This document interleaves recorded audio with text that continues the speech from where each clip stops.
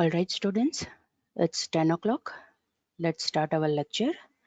Good morning to everyone. पहले हम revision कर लेते हैं कि लास्ट लेक्चर में हमने क्या किया था. Within last lecture, we have started with unit number 5, that is concepts of internet. And within that, we have started terminologies and various concepts related to internet and www. So first of all, we have seen what is internet. Then we have seen what is the significance of internet. Internet कैसे बनता है. Right, internet का use करके हम क्या कर सकते हैं, what is the meaning of going online. Then we have seen what is the evolution of internet. Then we have seen uses of internet. Within that, we have seen that internet can be used for many different things.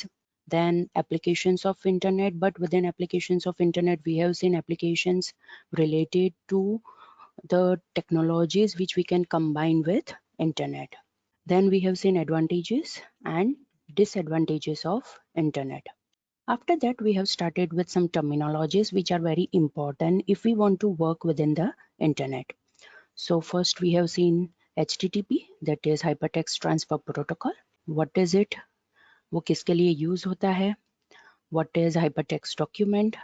How it is created? It is created with the help of HTML language, that is hypertext markup language, which is the subset of HTML, that is standard generalized markup language. Then we have seen hyperlink, hypertext. Then we have seen what is hyperlink, what is the meaning of navigation, what is the meaning of browsing. Then we have seen www, that is World Wide Web. वो क्या है, उसका use करके हम क्या कर सकते हैं. What is URL, that is Uniform Resource Locator. It is also known as URI, that is Uniform Resource Identifier. Then we have seen कि URL कैसे बनता है, उसके अंदर कौन कौन सी चीजें होती है. Then what is web browser? Web browser हम किसके लिए यूज करते हैं, examples of web browser. Then what is web server? What is the significance of web server और web server के primary function क्या है. Then we have seen what is website. Website के अंदर कौन कौन सी चीज़ें होती है, वो कैसे आइडेंटिफाई होता है, कहाँ पे पब्लिश होती है. Then after that we have seen SMTP protocol, which is communication protocol, जो ईमेल सेंड करने के लिए काम आता है. Then ISP, that is internet service provider, और वो किसके लिए यूज़ होता है, मतलब ISP कौन कौन सी सर्विसेज हमें प्रोवाइड करता है. Right. So students, these were the things which we have covered within the last lecture. Now we will see the topic, that is domain name system, that is DNS. Right? Now what is domain name system? We can say it is an hierarchical structure and it is a decentralized naming system for computers, services or other resources connected to the internet or any of the private network. Again, I repeat, what is DNS? DNS, that is domain name system. It is an hierarchical structure. Now, what is the meaning of hierarchical structure? See, this is an example of hierarchical structure. Right? अगर हम ऐसा कोई भी structure draw करते हैं, then this is hierarchical structure. Domain name system एक ऐसा hierarchical structure है, राइट, कि जो नेमिंग सिस्टम प्रोवाइड करता है. राइट, नेमिंग सिस्टम किसके लिए प्रोवाइड करता है, जो भी कंप्यूटर्स इंटरनेट के साथ कनेक्ट होना चाहते हैं या फिर प्राइवेट नेटवर्क के साथ कनेक्ट होना चाहते हैं, या फिर कोई भी सर्विसेज जो इंटरनेट के ऊपर हम यूज़ करते हैं, प्राइवेट नेटवर्क के ऊपर हम यूज़ करते हैं, या फिर एनी ऑफ द रिसोर्सेज, सिर्फ कंप्यूटर नहीं, दूसरा कोई भी रिसोर्स जो इंटरनेट के साथ कनेक्ट होना चाहता हो, प्राइवेट नेटवर्क के साथ कनेक्ट होना चाहता हो और बाकी के पीपल उसे यूज़ कर सके, देन वो सारे डिवाइसेस, वो सारे रिसोर्सेज को ये DNS सिस्टम फॉलो करना पड़ेगा. And it is a naming system. वो कंप्यूटर सर्विसेज और जो भी रिसोर्सेज है उसे नेम्स प्रोवाइड करता है. नाउ ये DNS सिस्टम क्या करेगा? It will translate more readily memorized domain names. Right, जो भी डोमेन नेम्स प्रोवाइड किए जाते हैं डिवाइसेस को या फिर कोई भी सर्विसेज या in short we can see resources को, उसी न्यूमेरिकल IP एड्रेस के अंदर ट्रांसलेट करने के लिए वो काम लगता है. अब ये IP एड्रेस क्या है? We can say that IP address is a numerical label assigned to each device connected to the computer network. Again I repeat, हम जो नेम्स यूज करते हैं that is google.com, yahoo.com, gmail.com या फिर website का कोई भी नेम ले लो, for example amazon.com, olx.com, flipkart.com, snapdeal.com, आप कोई भी वेबसाइट का नेम ले लो, दैट इज डोमेन नेम। लेकिन पूरे इंटरनेट के अंदर ये सारे डिवाइसेस नेम का यूज करके आइडेंटिफाई नहीं होते हैं, they are identified with numerical label, right. Internet के अंदर इंटरनली सारे डिवाइसेस न्यूमेरिकल लेबल से आइडेंटिफाई होते हैं, right? And that numerical label which is assigned to the devices that are connected to the computer network, right कि जो internet protocol का use करके कम्युनिकेशन करते हैं एक दूसरे के साथ, that numerical label is known as IP address. Again, I repeat, that numerical label is known as IP address, that is Internet Protocol Address, right? So this is the thing you need to consider related to the IP address. So we can say कि IP address serves two main functions. IP address हमें कौन कौन सी चीज़ें provide करता है? To main functions उसके हैं। First, वो डिवाइस को आइडेंटिफाई करता है और उसके साथ साथ वो लोकेशन भी बताता है कि वो कहाँ पे है। Again, I repeat, IP address serves two main functions. First, device को आइडेंटिफाई करने के लिए काम लगता है और दूसरा उसका लोकेशन भी एड्रेस करने में काम लगता है, लोकेशन भी वो बताता है, राइट। अब ये जो IP एड्रेस है उसके अभी तक टू वर्जन्स है, that is IPv4 and IPv6। अगर हम IPv4 IP एड्रेस की बात करें तो वो 32 बिट नंबर होता है, राइट। और अगर हम IPv6 का यूज करके IP एड्रेस बनाते हैं then it will be of 128 bit number. Again I repeat, it will be of 128 bit number, right. और यहाँ पे जो ये आप एग्जाम्पल देख रहे हो that is over here, this is the example of IP address. Obviously it is human readable, right. लेकिन इंटरनली वो किस पे वर्क करता है? इंटरनली वो बाइनरी नंबर्स पे वर्क करता है, लेकिन ऑब्वियसली हमें बाइनरी नंबर्स याद नहीं रहेंगे, दैट्स वाई वो सारे IP एड्रेसेस को ह्यूमन रीडेबल नोटेशंस के अंदर कन्वर्ट करना पड़ेगा, right. So this is the example कि IP एड्रेस कैसा होता है, right. So we were discussing related to domain name. So वहाँ पे मैंने बताया कि डोमेन नेम सिस्टम कहाँ पे वर्क करता है। अगर हमें डोमेन नेम्स मतलब जो नेम्स होते हैं google.com, उसे ये न्यूमेरिकल IP एड्रेस के अंदर ट्रांसलेट करना है, राइट, ताकि हम नेटवर्क के ऊपर कंप्यूटर सर्विसेज रिसोर्सेज को लोकेट कर सके और आइडेंटिफाई कर सके, then we will use this domain name system, right. See over here, यहाँ पे मैंने जो बताया कि domain name system is a hierarchical structure, वो हायरार्किकल स्ट्रक्चर मैंने उसका एग्जांपल यहाँ पे रखा है। It starts with dot, again I repeat, it starts with dot, और ये डॉट को हम रूट कहेंगे। Again I repeat, it starts with dot और ये डॉट को हम रूट कहेंगे। उसके बाद हमें पता है कि सारी website ends with some com, gov, org, net, edu, right. सारी वेबसाइट के नेम ये इस 3 कैरेक्टर वर्ड से एंड होते हैं, राइट। सो रूट के बाद क्या आता है? वो सारे डोमेन्स आते हैं, right, they are known as domains. और उसके बाद पर्टिकुलर वेबसाइट के एक्चुअल नेम्स आते हैं, अगेन आई रिपीट, और उसके बाद पर्टिकुलर नेम्स के पर्टिकुलर वेबसाइट के एक्चुअल नेम्स आते हैं, right. So this is just a simple example, right, कि डोमेन नेम सिस्टम का हायरार्किकल स्ट्रक्चर कैसा होता है। अब अगर हम पर्टिकुलर वेबसाइट का एग्जांपल लेके बात करें तो मैंने यहाँ पे एग्जांपल लिया है विकिपीडिया का, राइट। विकिपीडिया वेबसाइट का जो वेबसाइट नेम है, राइट, उसका मीनिंग क्या होता है? सी en.wikipedia.org. राइट, ये डॉट इज द रूट, जो लास्ट में जो डॉट आता है विच एंड्स, जो एंड होता है, दैट इज द रूट।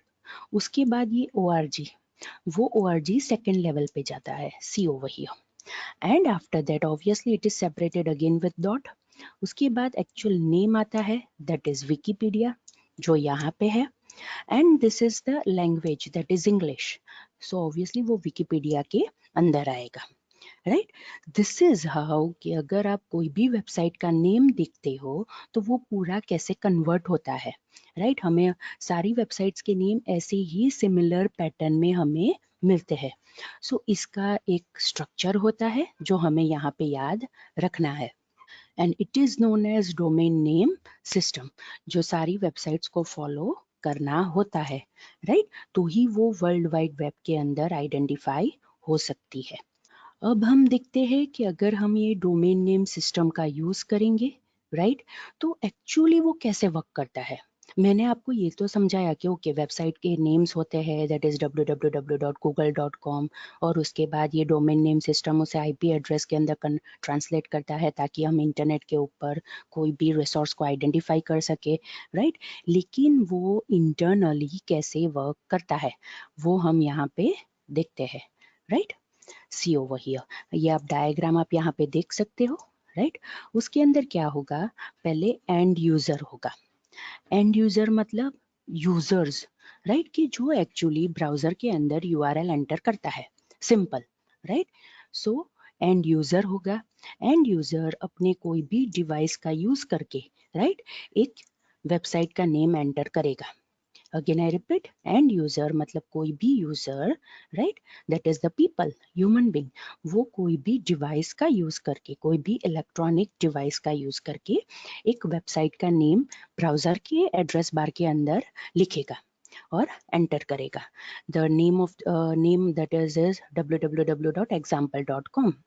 अब ये पहले कहाँ पे जाएगा, it will go to DNS resolver. Again, I repeat, it will go to DNS resolver, that is domain name system resolver, because उसे क्या फाइंड करना है, www.example.com का IP एड्रेस क्या है, तो ही वो पर्टिकुलर डिवाइस के साथ हम कनेक्ट कर सकते हैं, वो पर्टिकुलर कंप्यूटर के साथ हम कनेक्ट कर सकते हैं। सो पहले वो जाएगा डीएनएस रिजॉल्वर के पास। अब ये डीएनएस रिजॉल्वर उसे कहाँ पे भेजेगा, सी ओवर हियर नंबर 3, www.example.com कहाँ पे गया, डीएनएस रूट नेम सर्वर के पास गया। रूट कौन सा था, dot, right. Again I repeat, ये फर्स्ट कहाँ पे गया, डीएनएस रूट नेम सर्वर के पास वो गया, राइट। अब ये रूट नेम सर्वर के अंदर हमें मिल जाएगा, राइट, कि एक्चुअली इसका एंड कौन सा है, दैट इज उसने क्या यूज किया है, दैट इज .com।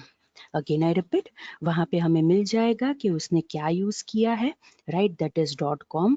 वो आइडेंटिफाई करेगा कि what is this .com, right.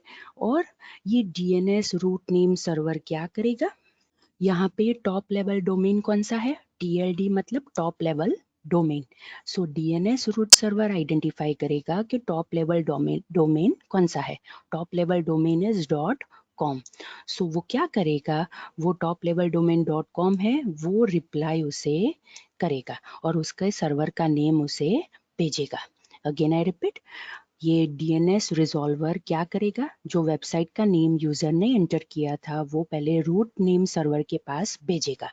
Root name server को पता चल जाएगा कि उसका टॉप लेवल डोमेन कौन सा है, दैट इज .com। तो वो पर्टिकुलर डोमेन के लिए कौन सा नेमिंग सर्वर है वो ये DNS root name server identify करेगा और उसका नेम वो भेजेगा डीएनएस रिजॉल्वर के पास। सो रूट को पता चल गया कि कौन सा है, .com। ऑल राइट, अब उसे पता चला कि ओके ये name server for .com TLD वो ये वाला है, right, that is top level domain .com का सर्वर ये ब्लू वाला सर्वर है। तो डीएनएस रिजॉल्वर क्या करेगा, वो पर्टिकुलर वेबसाइट ये नेम सर्वर के पास भेजेगा जो .com के लिए है, राइट। अब ये .com का जो टॉप लेवल डोमेन सर्वर है उसे पता चलेगा कि ओके ये पर्टिकुलर वेबसाइट कहाँ पे मिलेगी, मतलब उसका सर्वर कहाँ पे है, राइट। अगेन आई रिपीट, इसका सर्वर कहाँ पे है, तो उसने बताया कि go to root number 53 name server. तो यहाँ से वो कहाँ गया, 53 नेम सर्वर उसे मिला। तो अगेन वो 53 name server root 53 name server कहाँ पे गया? डीएनएस रिजॉल्वर के पास गया। डीएनएस रिजॉल्वर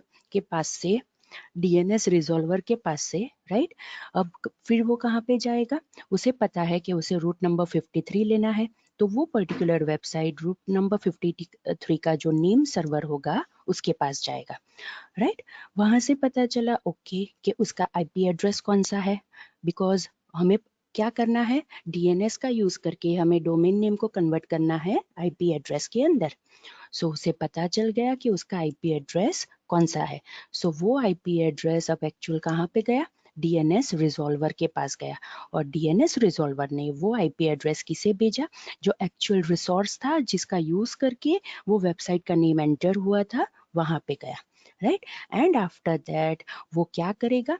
वो पर्टिकुलर जो आईपी एड्रेस है वो वेब सर्वर के पास जाएगा, उसकी रिक्वेस्ट वहां पे भेजेगा, और वो रिक्वेस्ट सर्व करेगा ये वेब सर्वर, और जो रिसोर्स चाहिए था it is in terms of web page, वो हमने जो एंटर किया था कंप्यूटर के ऊपर, वो कंप्यूटर के पास वो रिसोर्स पहुंच जाएगा, राइट। सो दिस इज हाउ कि ये डोमेन नेम सिस्टम कैसे वर्क करेगा। सो फिर से मैं आपको शॉर्ट में एक बार समझा देती हूँ, राइट। ये जो एंड यूजर है वो वेबसाइट का नेम एंटर करेगा, वो वेबसाइट का नेम डीएनएस रिजॉल्वर के पास जाएगा, बिकॉज उस हमें पता होना चाहिए कि जो हमने वेबसाइट का नेम एंटर किया है उसका आईपी एड्रेस का क्या है, तो ही हम वो पर्टिकुलर वेब सर्वर के पास से वो रिसोर्स को हम फैच कर सकते हैं, रिट्राइव कर सकते हैं। सो डीएनएस सर्वर के डीएनएस सिस्टम रिजॉल्वर से वो पहले कहाँ पे जाएगा? रूट नेम सर्वर के पास जाएगा। रूट नेम सर्वर के पास से पता चलेगा कि टॉप लेवल डोमेन उसका .com है और उसका सर्वर हमें मिलेगा। तो बाद में वो रिक्वेस्ट कहाँ पे जाएगी? ये टॉप लेवल जो .com का जो नेम सर्वर होगा उसके पास जाएगा। उसके ऊपर से पता चलेगा कि ये पर्टिकुलर वेबसाइट का आईपी एड्रेस कहाँ पे मिलेगा। सो उसने रूट नंबर दिया, तो वो फिर से डीएनएस रिजॉल्वर के पास जाएगा। वो रूट नंबर के हिसाब से फिर से वो वेबसाइट वो रूट नंबर 53 का जो नेम सर्वर था वहाँ पे गया। वहाँ से एक्चुअली ये www.example.com का हमें आईपी एड्रेस मिला जो डीएनएस रिजॉल्वर के पास गया, और डीएनएस रिजॉल्वर ने वो आईपी एड्रेस हमारे कंप्यूटर को भेजा। अब हमारा कंप्यूटर क्या करेगा? वो पर्टिकुलर आईपी एड्रेस का जो वेब सर्वर होगा उसके साथ वो कम्युनिकेट करेगा, और उसने जो रिसोर्स मांगा था दैट इज www.example.com, वहाँ से वो रिसोर्स फैच होगा, रिट्राइव होगा, और हमें वो रिसोर्स मिल जाएगा, राइट। So students, this is how कि DNS that is domain name system actual कैसे वर्क करता है, right. So students, this is the end of the topic that is 5.1 concepts of internet and www.